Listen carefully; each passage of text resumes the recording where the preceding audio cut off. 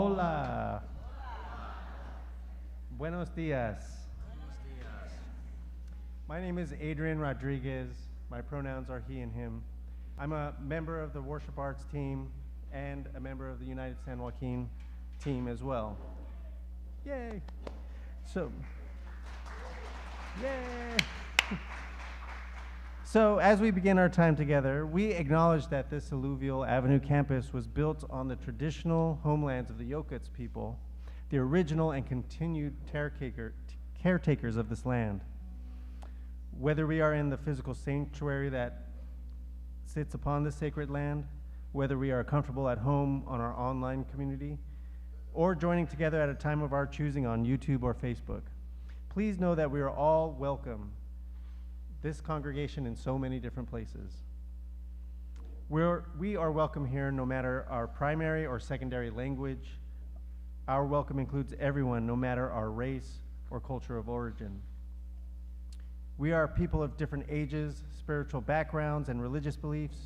Some of us are lesbian, gay, bi, transgender, non-binary, queer, or intersex. We're all welcome. Some of us are neurodiverse. Many of us have disabilities. We have different levels of formal education and income. Some of us live in apartments, others in houses, some in an RV, some are staying with their family or friends, some of us are unhoused. We're all welcome. All are welcome with or without documentation. So if you're on our online church and want your joy, sorrow, concern, or gratitude included in today's service, just text us, and the number is 559-239-6543. Now, either in our alluvial sanctuary or online sanctuary, or the sanctuary of your own heart, let's say buenos dias to each other.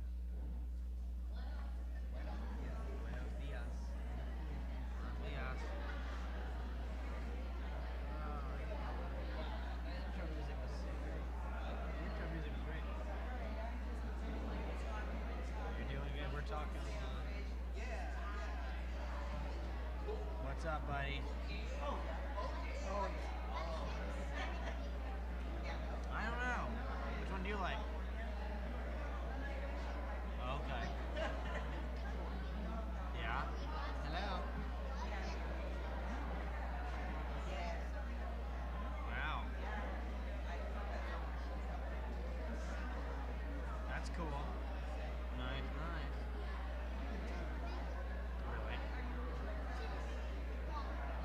That's cool.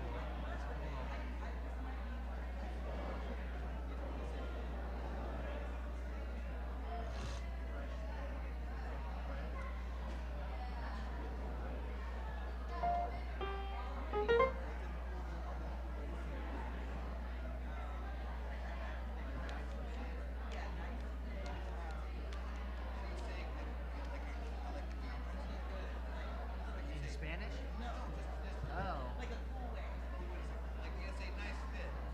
There, that works.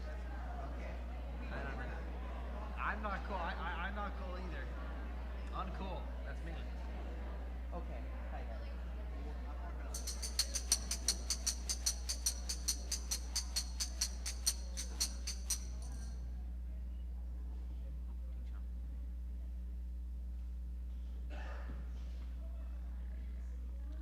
Good morning. My name is Jamie Jones. My pronouns are she, her, they, and I serve gratefully as our worship leader today, and I am very grateful to be here to lead the service. It is my honor. And today we are celebrating Earth Day 2026. Our minister, Reverend Tim, is currently in an airplane somewhere over the Midwest, returning home from the East Coast. We are excited this morning that our guest speaker is a beloved church member and cherished agricultural leader in the Central Valley, Tom Willie. And we'll hear more about Tom later in the service. Now, let's allow the sound of the tinksha to lead us gently into that quiet place within.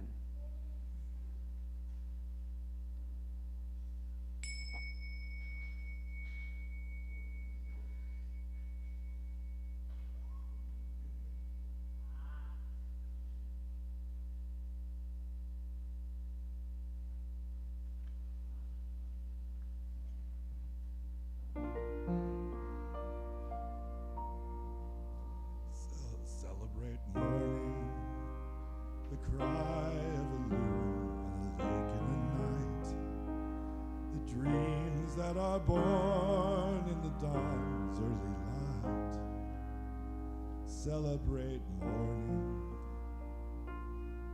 celebrate living, the laughter that sings in the heart of a child, the freedom that flies to the call of the wild.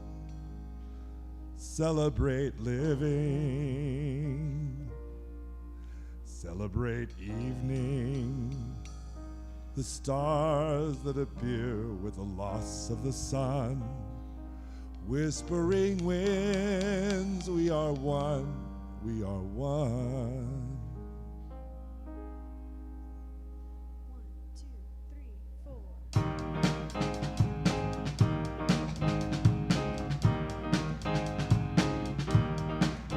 Celebrate Earth Day every day. Celebrate Earth Day every day.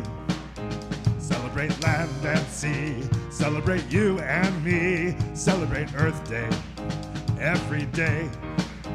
Celebrate Earth Day every day. Celebrate Earth Day every day. Celebrate land and sea. Celebrate you and me. Celebrate Earth Day every day. Celebrate Earth Day every day. Celebrate Earth Day every day.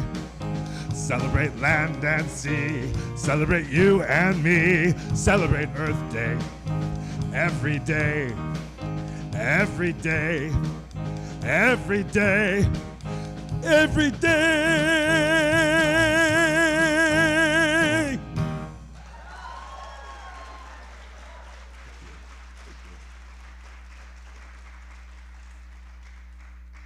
Wow. If you have a candle or chalice with you on our online campus, bring it close as we'll be lighting it soon. In honor of Earth Day, I have adapted our chalice lighting words by Unitarian Universalist Irene Glass and Rebecca Savage. There is a song beneath the soil. 10 million voices raise their call in no human language. Life flows through the tangle of roots and crawling, burrowing, tunneling life. The song flows upward through trunks and stems and blades of tender grasses and races out into the air. It is picked up and carried on no human tongues. It is in the footfall of paw and hoof. It hums in the buzz of wings and in the fluttering of feathers. It shines on scales and fins and slithering skins.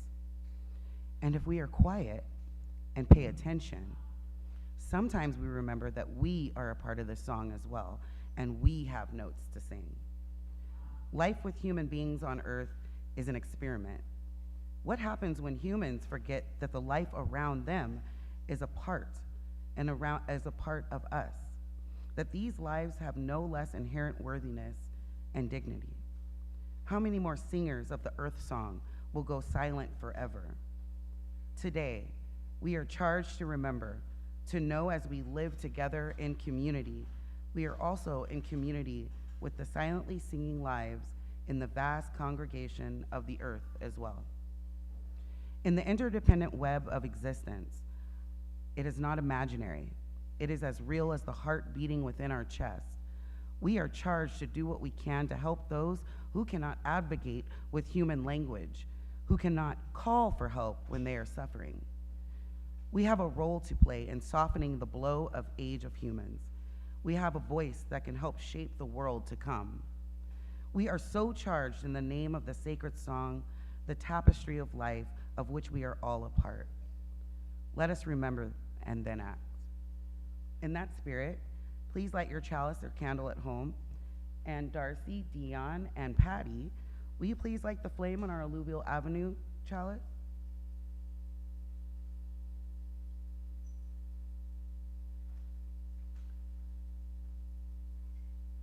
Let us rise now, embody our spirit, and join in singing Inch by Inch, the garden song.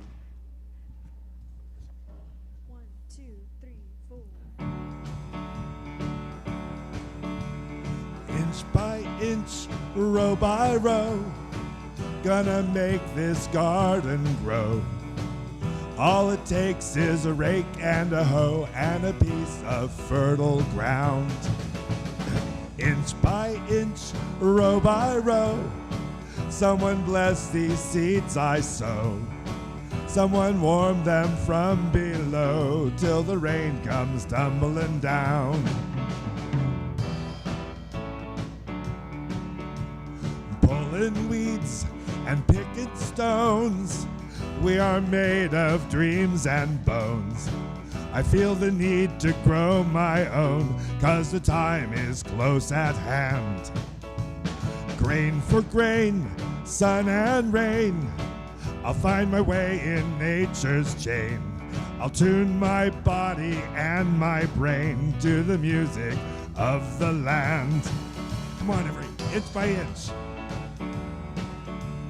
Inch by inch, row by row, gonna make this garden grow. All it takes is a rake and a hoe and a piece of fertile ground. Inch by inch, row by row, someone bless these seeds I sow. Someone warm them from below till the rain comes tumbling down. Plant our rows straight and long, temper them with prayer and song.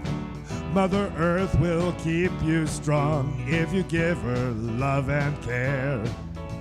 An old crow watching hungrily from his perch in yonder tree. In my garden I'm as free as a feathered thief up there. All right, everyone, inch by inch, clap along. Inch by inch, row by row, gonna make this garden grow.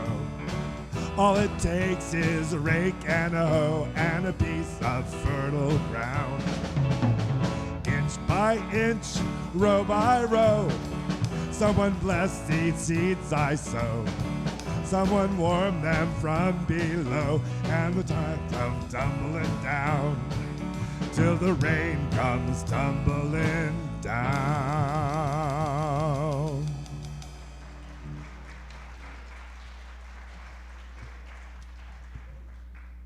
Please join in our mission statement. La misión de la Iglesia Unitaria Universalista de Fresno es amar inclusivamente, crecer espiritualmente, servir con gratitud y trabajar por la justicia. The mission of the Unitarian Universalist Church of Fresno is to love inclusively, grow spiritually, serve gratefully, and work for justice. Please be seated. And Cecily is going to announce the Senior of the Month. Do we have Cecily? Just a second, sorry.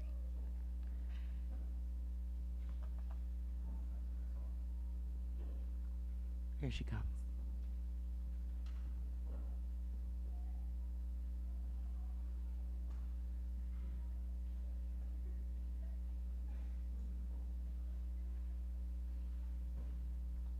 Hello, my name is Cecily Callahan. My pronouns are she, her, and I serve gratefully as your coordinator of community life. Our senior of the month for the month of April is Patty Potter.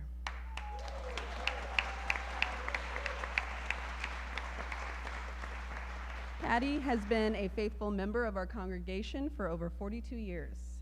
She was looking for a place to bring her children that would cultivate them spiritually. The religions of the world were too patriarchal, and it was difficult to find a church home. Then she remembered that the Unitarians were anti-war in the 1960s and helped people become conscientious objectors. Patty gradually became involved in many aspects of congregational life. She got involved in religious education by volunteering as a teacher, writing a piece curriculum for the 3rd and 4th graders, and serving on and chairing the religious education committee. Throughout the years, she has served on many committees: ushers and greeters, coffee committee, telephone committee, pastoral care, Sunday services committee twice, and worship associates. She has taught classes and led book studies. In the early years, she served as board secretary, and last year finished serving on the board of trustees. That was one of the positions of service she enjoyed the most. One of Patty's passions is working against racism in the community and the world. She is a founding member and current member of the Mosaic Makers team, whose mission is to lead the congregation in living more fully into our shared vision of being intentionally multiracial and multicultural, challenging racist biases, behaviors, and institutional practices. Patty, today and this month, we honor you as our Senior of the Month.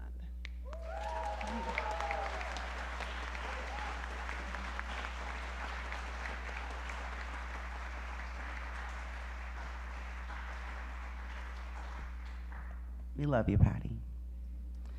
We invite all the kids to gather at the back of the church with our Children's Sunday program team. Just head up the aisles to the sanctuary doors, and let's sing all of our children off with a song as they depart.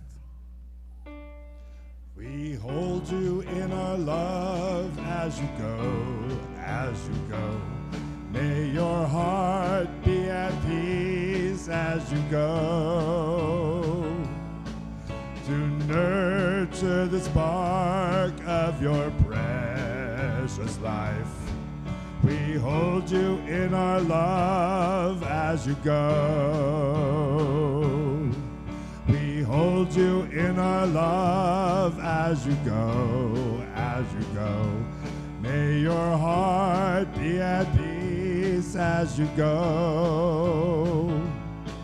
To nurture the spark of your precious life. We hold you in our love as you go.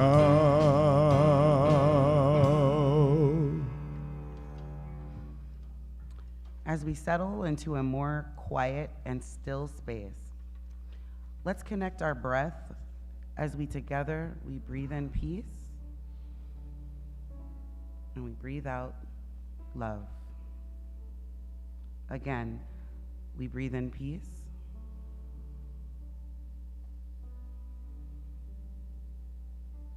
And we breathe out love. One last time together. We breathe in peace.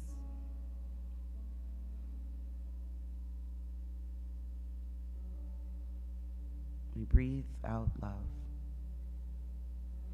As we continue to breathe together in this shared sacred space of hope and possibility, let our breath carry us back over the last 7 days of our living.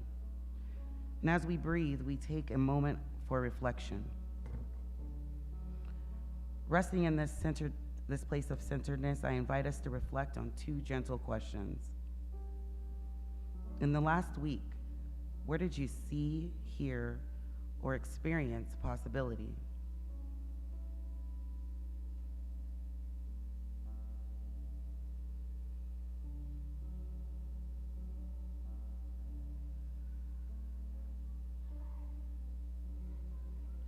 In the last week, did you offer someone kindness or compassion?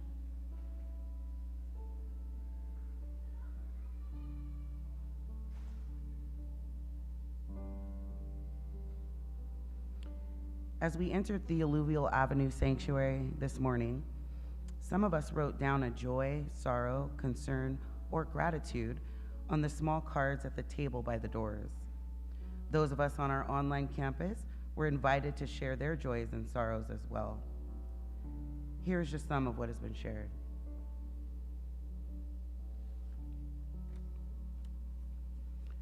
Longtime members of our church, Dick and Evelyn Richardson, plan to return to Fresno in August. Wow, that's exciting.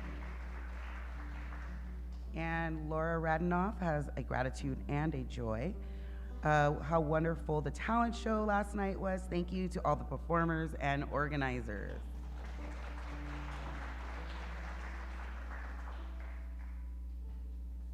And Jackie has a joy. She did yoga with Tai Tai and friends. And Lisa has a joy that Veronica Baker is going to be an amazing public librarian Congratulations on accepting your first job in your new career. Awesome.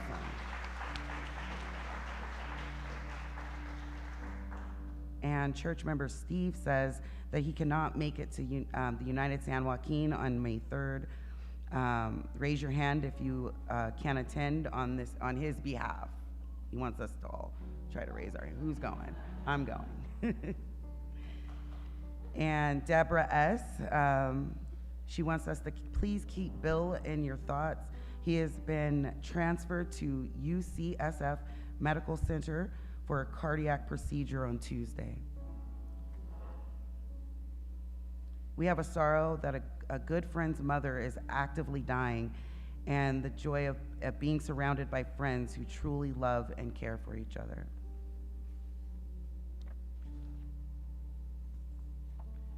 We also remember our beloveds who are unable to be with us today because of health or mobility. We remember Barbara C., Andrew L., Paula F., Dominic P., Myrna S., Glenda R., Pat M., and Robin C. As we collectively hold all that has been shared this morning and all that lies in the sacredness of our hearts, we remember the innocents who are in peril in all those places around the world that do not know peace. We especially hold tenderly in our hearts all that is unsettled and war-torn in Iran, Lebanon, and the larger Middle East.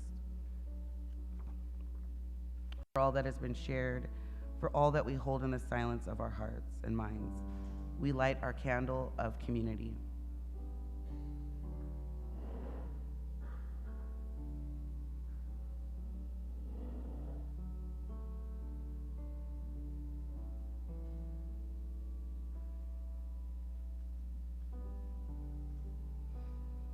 We light a second candle, our candle of compassion, resistance, and hope, as we acknowledge all that is under attack from our federal government.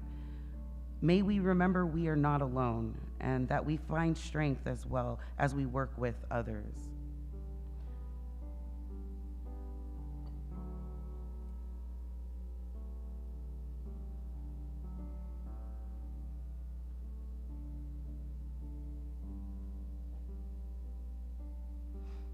As our candles burn, please join our voices in singing our call to meditation, Find a Stillness.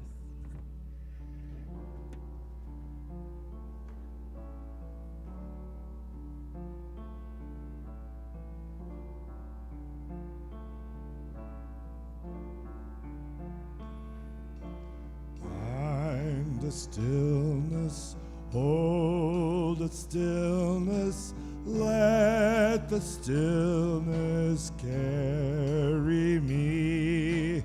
Find the silence, hold the silence, let the silence carry me. In the Spirit, by the Spirit, with the Spirit giving power, I will find true harmony.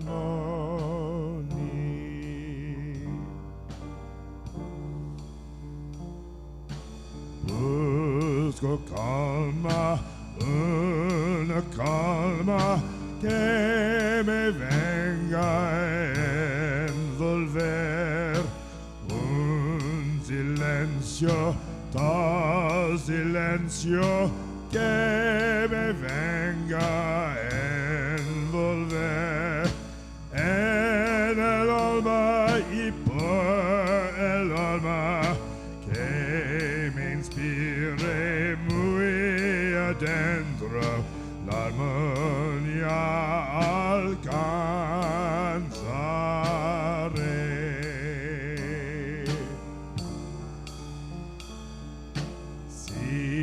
The essence, hold the essence, let the essence carry me.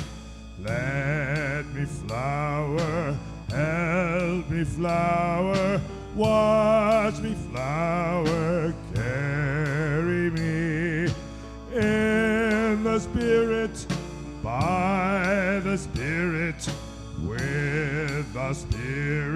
giving power, I will find a true harmony.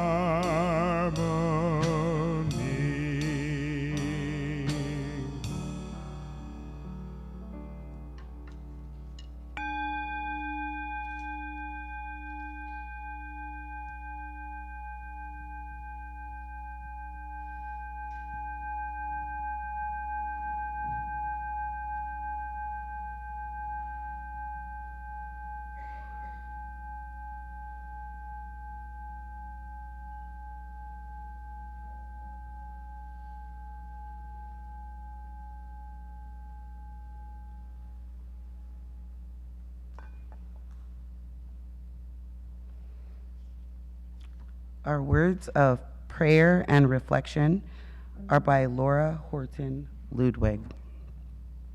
Let us join together in the spirit of mindfulness or prayer. Spirit of life and love, light within and without, mystery from which we all have emerged, within which we live and die. Be with us now as we allow ourselves to drop into the silent and stillness at the center of our being. As people of faith, we seek to live in a spirit of love, a spirit of community, justice, and peace.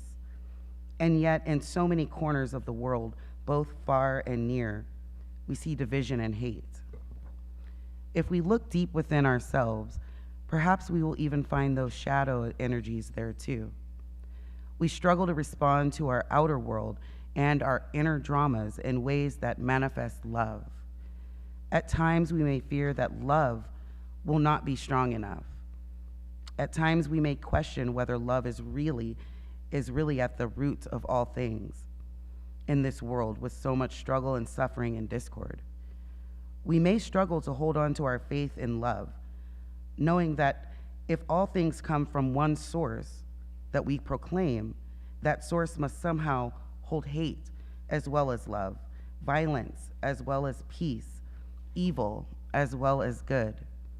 This is the mystery within which we live and die. These are the questions that haunt our days and nights. And yet we are not without hope. Our struggles and our questions testify to our longing for peace, for love. Our very longings are born out of that mystery we dare to address as the spirit of life and love. In the stillness and silence of our own heart, we read the imprints of love, created not by our own will, but what or whom, but planted there for us to discover, by what or whom we cannot know. And yet it is there, a clue, a sign, a beacon, a light within. May it keep hope alive, even as we dwell in the mystery. May it guide us all as we seek to act wisely and well. May it help us to be vessels of compassion for one another and for our world. Amen.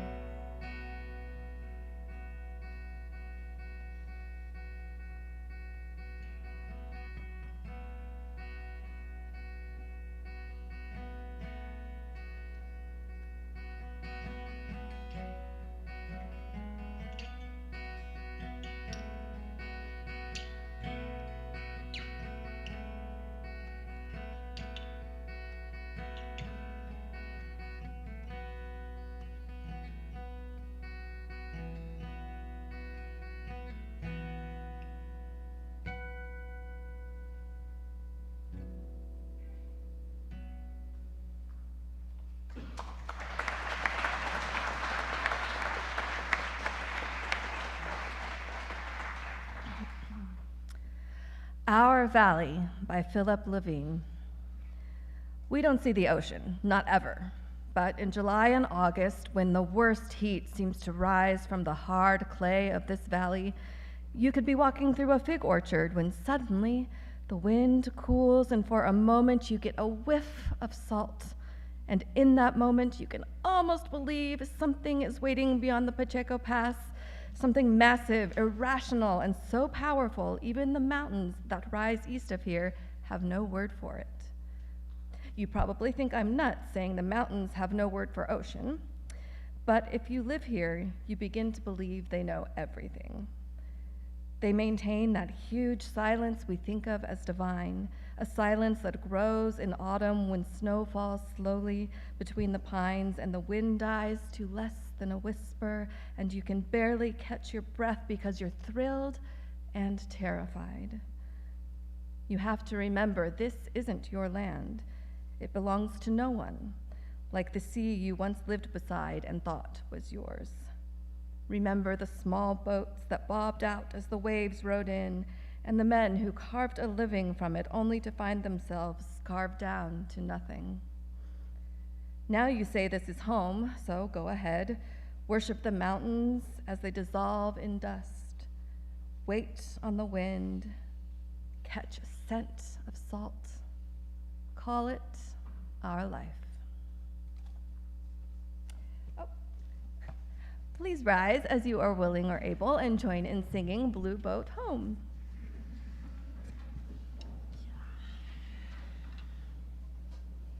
One, two, three, 4, 5, 6.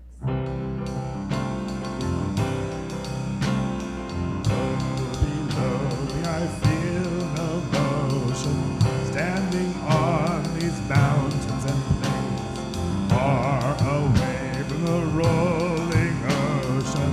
Still my dry land heart can say, I've been sailing all my life now. Never harbor or port have I known.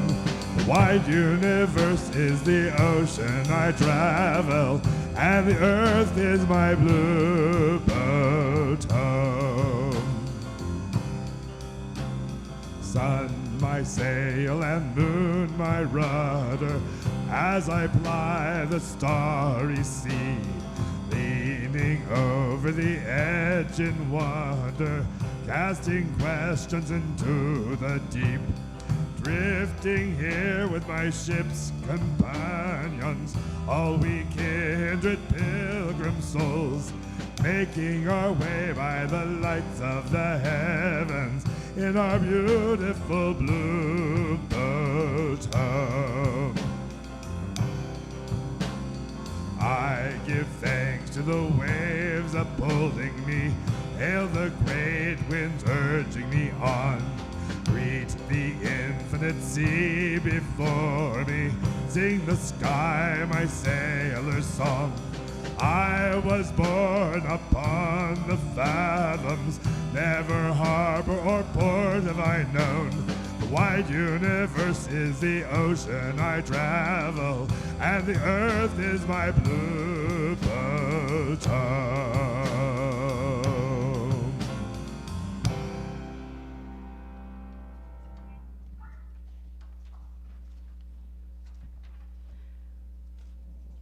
And you may be seated. Sorry about that. I'd want to sit. Our guest speaker this morning is Tom Willie. Tom, with his wife Denise, operated T&D Willie Farms from 1981 through 2016, a 75-acre certified organic farm in Madera, California. They grew a wide array of Mediterranean vegetables year-round. T&D Willie Farms' produce was appreciated in specialty markets in the fine restaurants up and down the U.S. West Coast, as well as on the tables of over 800 weekly community-supported agriculture subscription members in their own community. Tom was for nearly a decade Slow Food USA's governor for California's Central Valley, and he passionately advocates for local food prominences through his writing, speaking, radio, and event organizing activities. His monthly KFCF Down on the Farm radio program features the work of progressive farmers and other prominent people in the San Joaquin Valley's agriculture and food communities. Tom has served over the years on the boards of directors of the Ecological Farming Association and California Certified Organic Farmers. He currently serves as a policy advisor to the Cornucopia Institute, which monitors integrity of the U.S. organic industry. He has been collaborating with several California organic growers to develop a no-till and reduced-till organic vegetable production systems over the last several years. Please give a warm UU Fresno welcome to Tom Willie.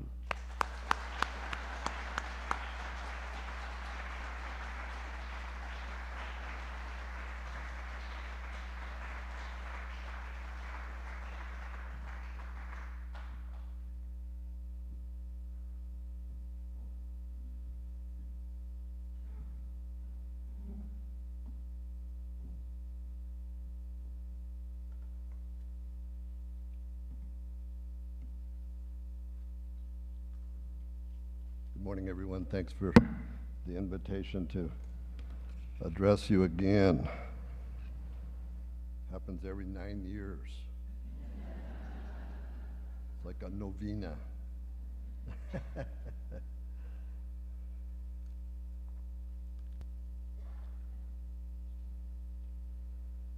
As a young boy, I idled away many a summer afternoon, perched within a solitary plum tree like this one in my family home's backyard, plucking firm, ripe fruits that I would shine to a brilliant luster against my cotton t-shirt. I'd imagine each orb depicted all the starry constellations in the universe before plunging teeth into its blood-red, tart, sweet flesh. I have never again met the likes of that beloved tree and its celestial fruit, but have since uncovered its provenance. The Arboretum Nursery describes my tree as the famous blood plum of medieval Japan, parent of all other red-fleshed plums in the world. Satsuma, named for the old province whence it arose, represents a race of red-fleshed plums grown from seed since the mind of man remembereth not. On the island of Honshu, the famed 19th century plant breeder, Luther Burbank, had read of such plums, and this was among 12 seedlings that arrived from a correspondent in Yokohama at Burbank's Santa Rosa farm in late 1885. The best of the lot he named Satsuma.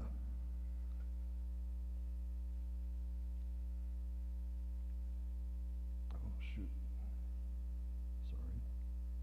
There we go. The ripe fruit never loses its firmness.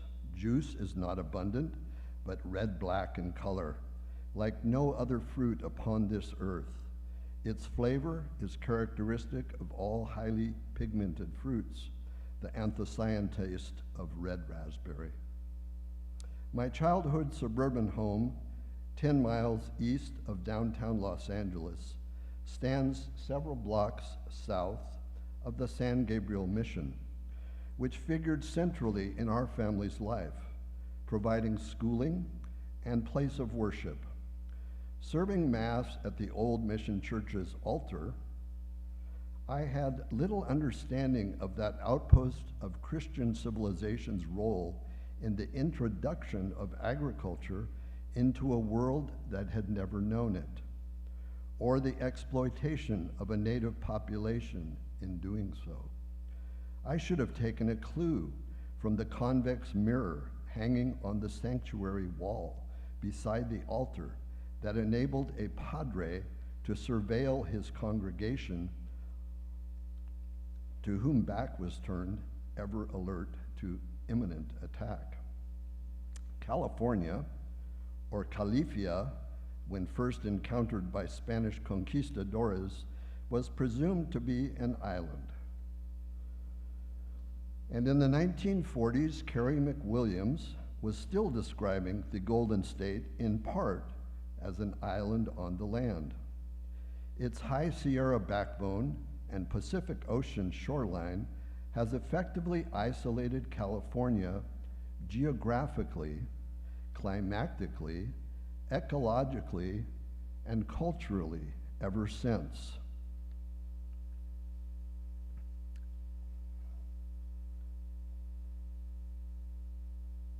Culturally over eons.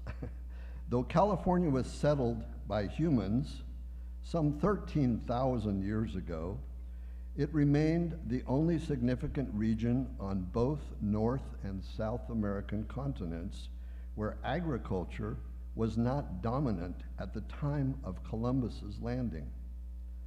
Popular images of horseback-mounted, buffalo-chasing American Indians belie the truth that sophisticated agricultural systems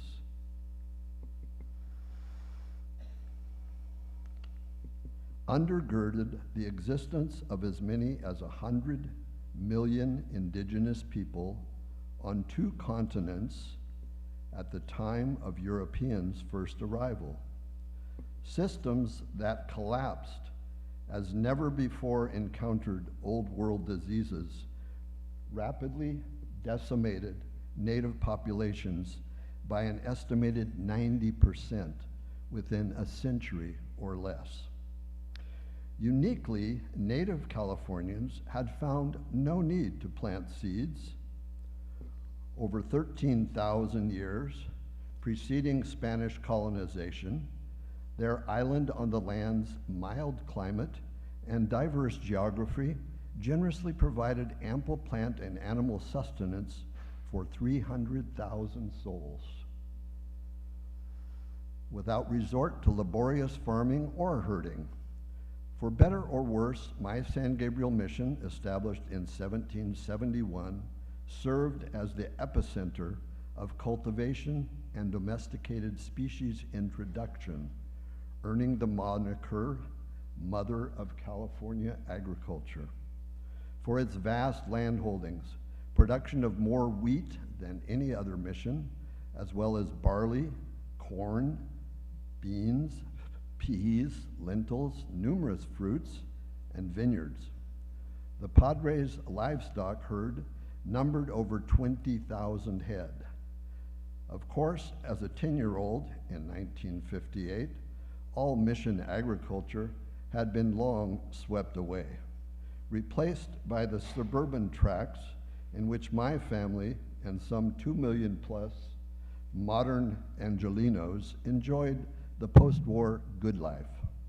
But Los Angeles County had only just been surpassed by our nation's leader in the value of total agricultural production by Fresno within that decade. Leaving urban California behind, I struck out for the San Joaquin Valley in 1974, lured by the boast that its 5 million irrigated acres constitute the most productive agricultural real estate on this planet. And I've never been disappointed in that boast. One of planet Earth's few geographical features, clearly visible from outer space, is California's Great Central Valley, our home. 8 times longer than its 50-mile width, about the size of England. The valley's 15 million acres appear so level that one could imagine it brimming with water instead of soil. As a matter of fact, it was. Today's vast prairie-like trough, encircled by mountains, was a deep marine trench some 5 million years past, a result of tectonic plates dancing on the edge of a future North American continent. An expansive inland sea this was, connected to a yet unknown, unnamed Pacific Ocean. Aquatic creatures, among them the Fresnosaurus, no joke. plied the deep waters of this very neighborhood before any human form shone as a glint in any eye.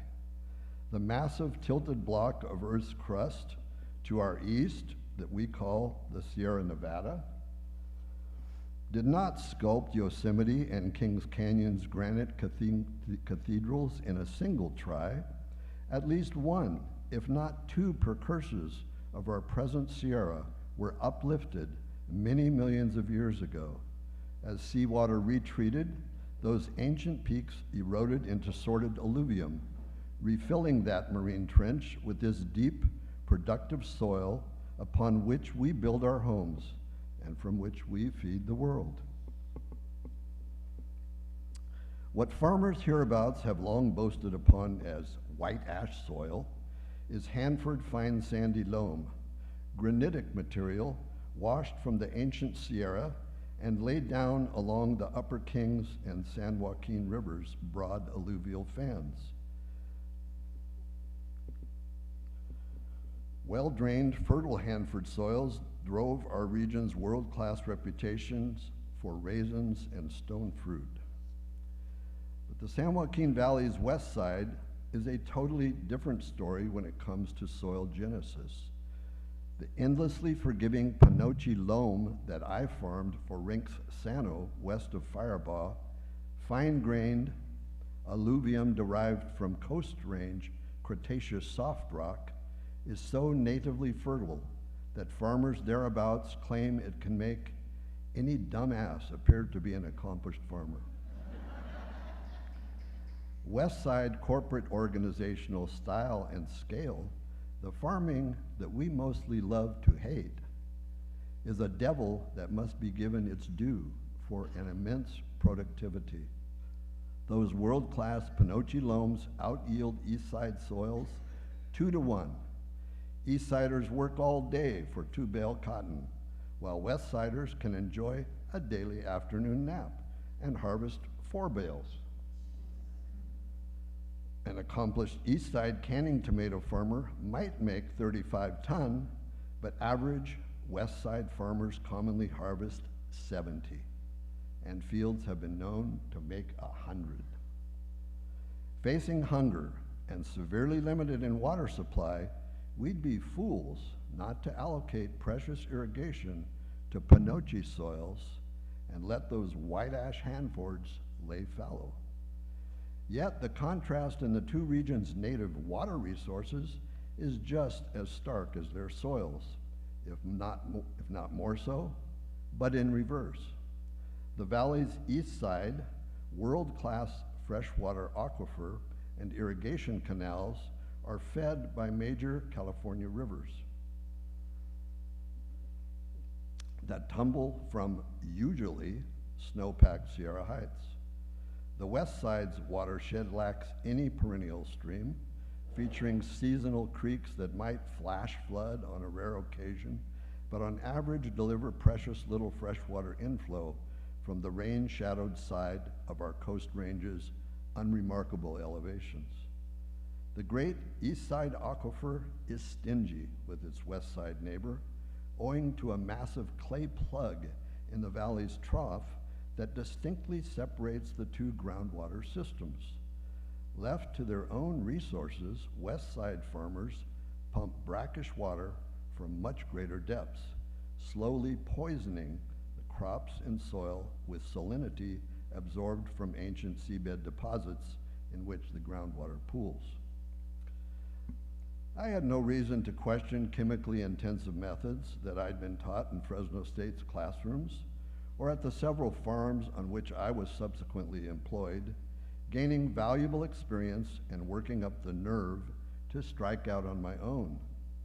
Several years after breaking ground in 1981 on our first rented 20 acres, I began to read about organic agriculture, just as unease mounted over the need to apply more chemical fertility and pest control inputs to my farm each year, attempting to match a previous season's crop performance. Organic movement founders Sir Albert Howard, Lady Eve Balfour, and American J.I. Rodale, became active critics of modern agriculture's abuses around the time that industrial nitrogen synthesizers, Fritz Haber and Karl Bosch, won Nobel Prizes for their world-changing achievement. British agronomist Albert Howard had been dispatched to colonial India soon after 1900, armed with a bully mandate to modernize the natives' backward approach to farming. Well, the Pilgrim returned home some years later, profoundly convinced of the wisdom of that subcontinent's age-old indigenous methods and their time-proven ability to provide human populations adequate nutrition while maintaining soil fertility.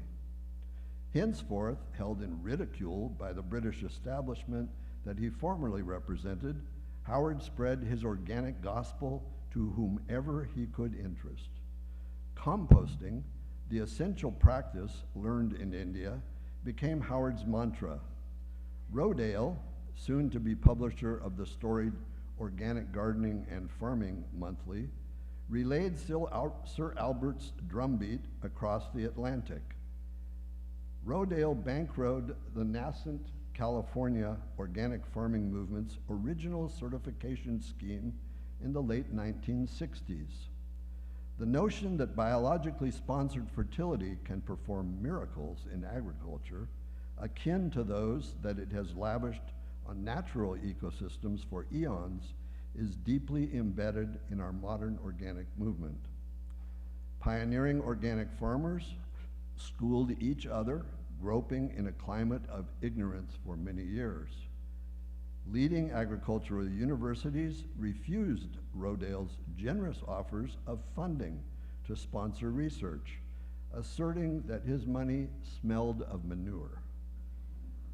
We neophyte cultivators bet on our strong suit, ignorance, took cues from nature, and managed to develop biomimicry on our farms, which gradually delivered amazing quality but lower yields. Science has only recently come to appreciate that a single gram of plant root intimate soil can harbor billions of bacteria, representing over 50,000 distinct species, only 1% of which can be isolated and grown with standard laboratory technology. The 99% thrive only in consort with the vexingly complex soil communities to which they belong. Jerry Hatfield, director of the USDA's National Laboratory for Agriculture and the Environment, stuns audiences with the fact that the top 6 inches of an acre of healthy soil hosts a living microbial biomass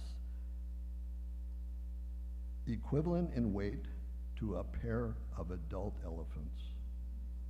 Elephants eat a lot.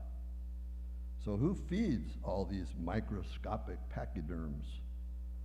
What do they feed them and why? Well, it turns out that plants do, leaking up to 40% of their total biomanufactured sugars, along with some proteins and vitamins, into the soil surrounding their root tips to essentially farm their microbial allies, an arrangement that Australian soil ecologist Christine Jones describes as the very first carbon trading scheme. What are plants bartering all this hard-earned candy for? Soil microbes reward their leafy benefactors by cycling and safeguarding vital plant nutrients, building soil architecture that is receptive and retentive of water and oxygen, suppressing plant diseases, and degrading toxic pollutants. What role do each of these myriad species of soil-dwelling bacteria, fungi, archaea, nematodes, and protozoa contribute to plant growth and health?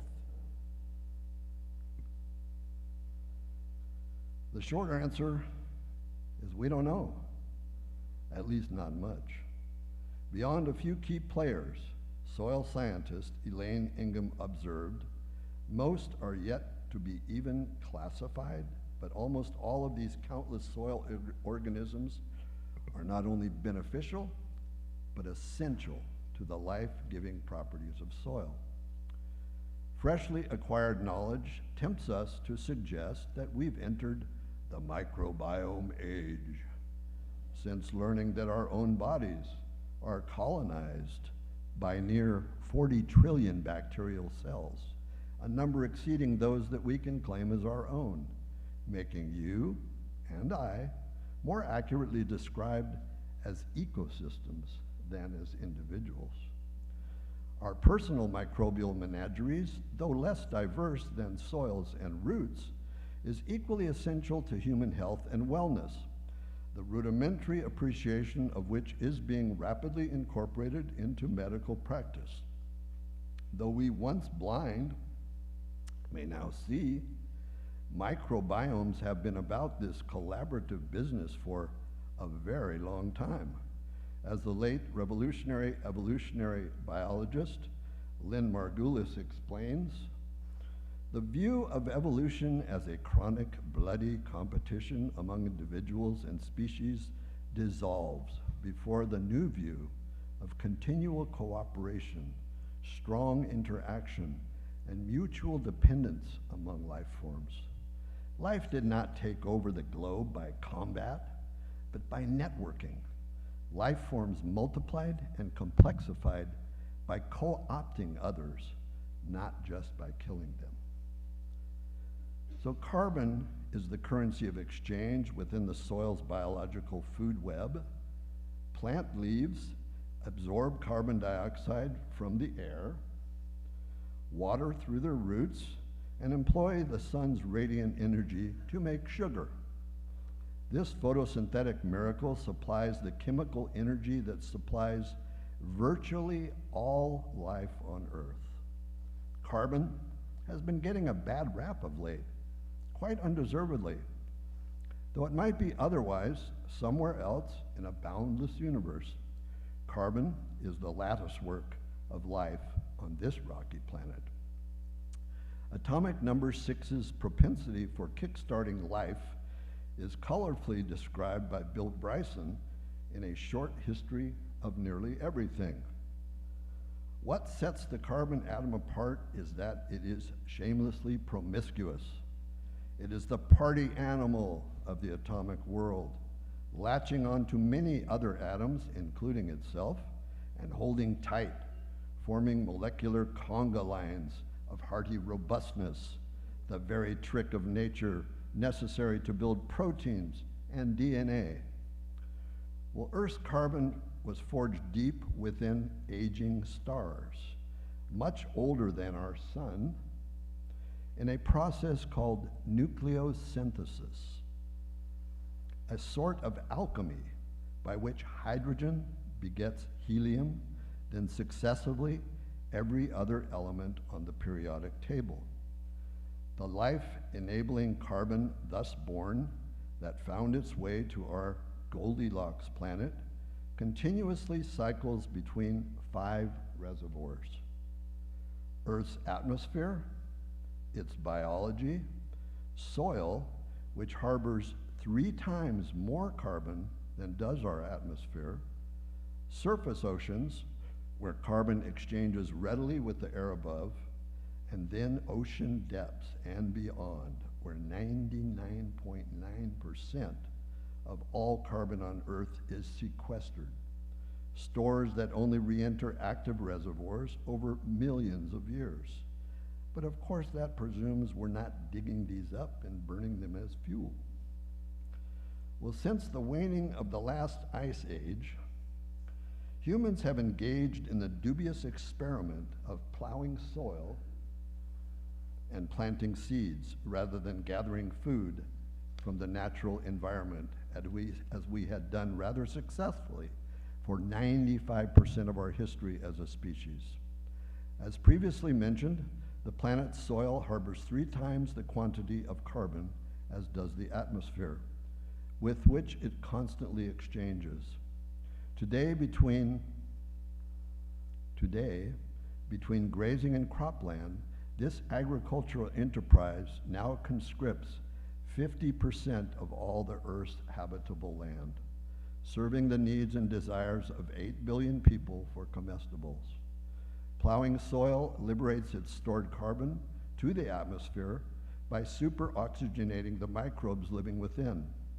Indeed, after just a few years under tillage, agricultural soil will have lost as much as half of its virgin organic matter content. Sometime during the mid-1950s, we passed a milestone marking humanity's impact on this planet. Up until that date, more carbon had been released into the atmosphere by plowing soils for agriculture than from burning fossil fuels. Only this century has our International Panel on Climate Change emphasized the significant role that agricultural soils restored to health might play in drawing excess carbon from the atmosphere and safeguarding it where it belongs. An existential challenge faces human beings. Can our species rapidly evolve a non-destructive, permanent agriculture in harmony with the natural systems that support its immense productivity?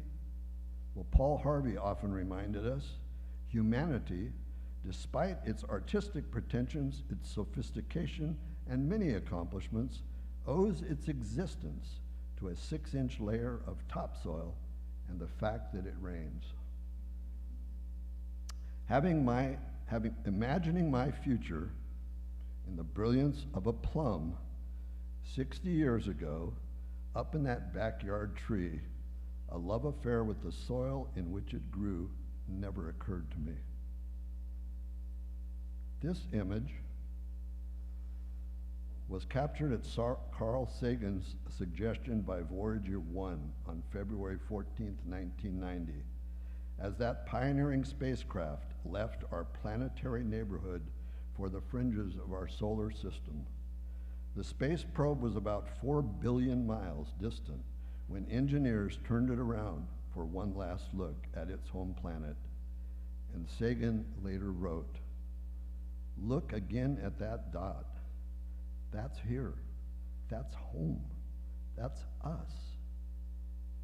On it, everyone you love, everyone you know, everyone you ever heard of, every human being who ever was lived out their lives. The aggregate of our joy and suffering, thousands of confident religions, ideologies, and economic doctrines, every hunter and forager, every hero and coward, every creator and destroyer of civilization, every king and peasant, every young couple in love, every mother and father, hopeful child, inventor and explorer, every teacher of morals, every corrupt politician, every superstar, every supreme leader, every saint and sinner in the history of our species live there on a mote of dust, suspended in a sunbeam."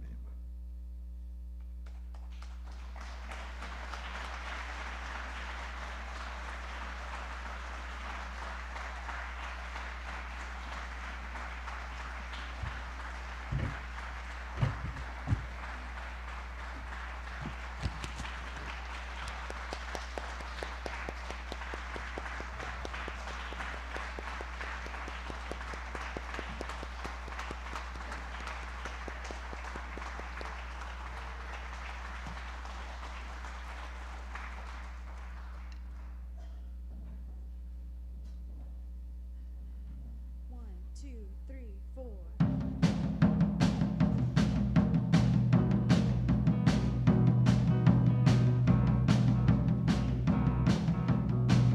Good planets are hard to find now. Temperate zones and tropic climes. True currents and thriving seas. Winds blowing through breathing trees. Strong ozone and safe sunshine. Good planets are hard to find. Good planets are in demand. clean beaches and sparkling sand, land masses with room to spare, jet streams and perfect air, high forest and wetland lands. Good planets are in demand, and the mind don't know if the heart can't see.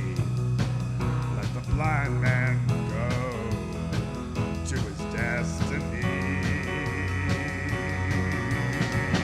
Good planets are rare indeed, rain falling on crops and seeds, big rivers and good topsoil, fuel sources from cane to oil, green gardens of all we need.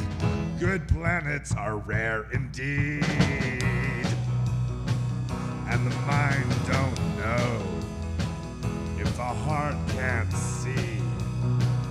Let the blind man go to his destiny.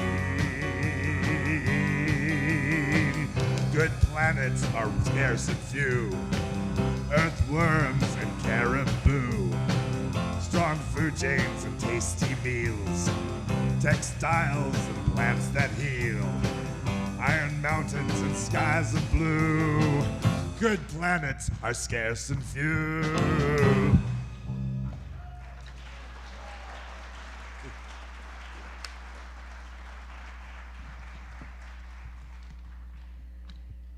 This weekend, we celebrate Mother Earth as the source of abundant sustenance.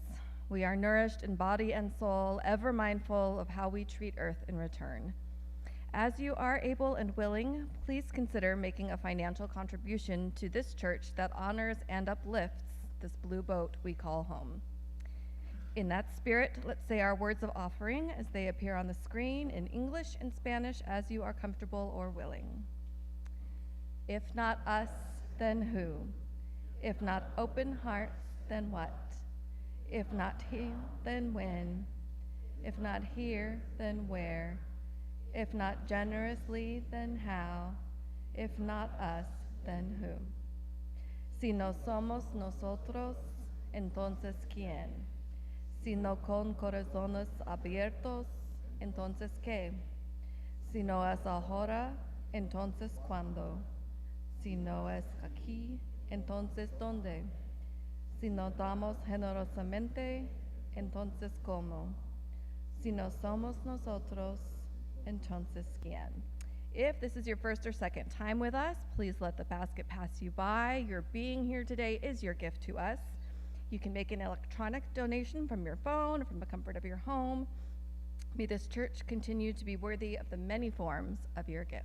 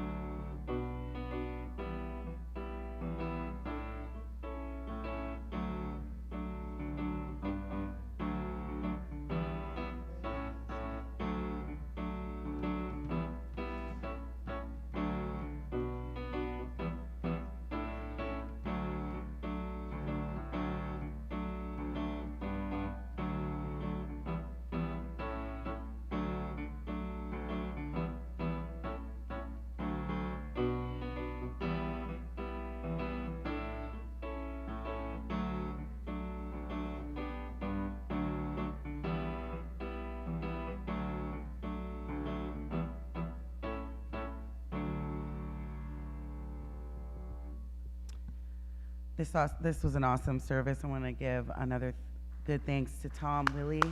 Thank you so much. And I'd like to thank Christine for being a worship associate and Michael for his amazing voice. Please join us in our chalice extinguishing words. Please join us in our chalice extinguishing words. Extinguimos esta llama para no la luz de la verdad, el calor de comunidad, o el fuego de nuestro compromiso. Estos los llevamos en el corazón. We extinguish this flame, but not the light of truth, the warmth of community, or the fire of commitment. These we carry in our hearts. We have just a few reminders, but first, Cecily is our coordinator of community life. The staff member, the staff member who is here to help new and newish folks get connected. Cecily can answer questions and help you get familiar with this wonderful place. We invite you to stay for coffee hour for coffee, snacks, and conversation in the courtyard. One of the tables set up will have a sign saying visitors. A member of our board of trustees will be there with a warm and friendly face and will be happy to answer any of your questions and share a conversation with you. Just a couple more reminders. Stolen Thunder. They're gonna be playing Porch Fest this Saturday, and it's going to be at 10 a.m. I could give you the address, but I don't know if anybody's gonna write it down quick enough, so if you would like to see them, please speak with one of the members of Stolen Thunder, Chris. Porch Fest is awesome. Be there or be square. Today is our monthly third Sunday food collections for the food pantries at Wesley Methodist Church and Valley Children's Hospital. You're welcome to drop cash in the jar at the social justice table, and the team will purchase food on your behalf. Our BIPOC meeting group will meet after the service in the youth room, also known as the garage. That is in the office building to the right of the sanctuary exit. And lastly, Sunday, May 3rd at 4 p.m. is a massively important moment in the history of social justice in the Central Valley. I hope you all are urged to come out and attend. And that's gonna be at Fresno State at 4 p.m. on the 3rd. We have a tradition here at the Unitarian Universalist Church of Fresno. We'd like to appreciate those who are here with us for the first, second, or third time. We are happy and honored that you chose to spend time with us today. I invite those who are here for the first, second, or third time to please stand, and don't worry, we won't leave you standing alone for long. Okay. Oh, yay, welcome. Welcome. Okay, will the rest of the congregation please stand? And let's all join them as we rise. Let's rise if we are able. Please feel free to join hands as you feel comfortable, or place your hands over your heart for our closing words and sung benediction. Our closing words are by an anonymous author that I adapted. As we leave this sacred space, may the love within us guide our steps and our hearts.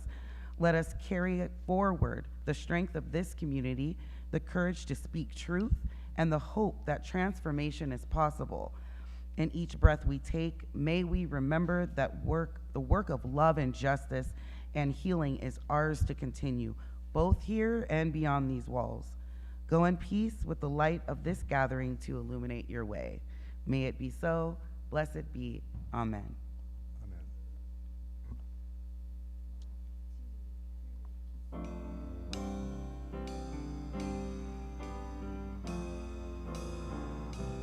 Go from here in peace, go with love.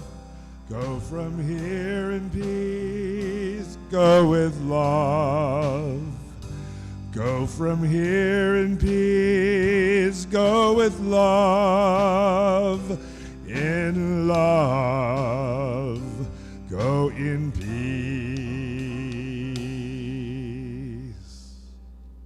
Shalom and assalamu alaikum.